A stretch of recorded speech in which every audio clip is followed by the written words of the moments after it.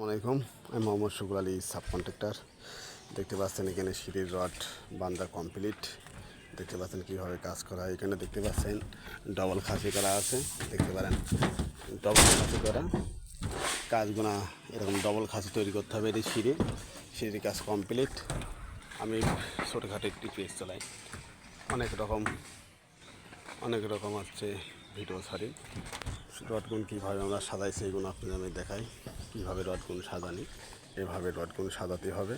এখানে দেখতে পাচ্ছেন কোনায় 5টি রড, 12 mm রড 5টি দেওয়া।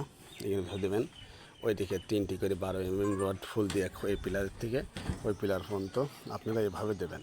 যদি কাজটা মজবুত হবে। ভালো লাগলে অবশ্যই পাশে থাকবেন, ভিডিও করার উৎসাহ করবেন। কীভাবে কাজগুলো করি সেইগুলো আপনাদের মাঝে শেয়ার করি। দেখতে পারেন এইভাবে কাজগুলো করলে কাজটা খুবই ভালো হবে।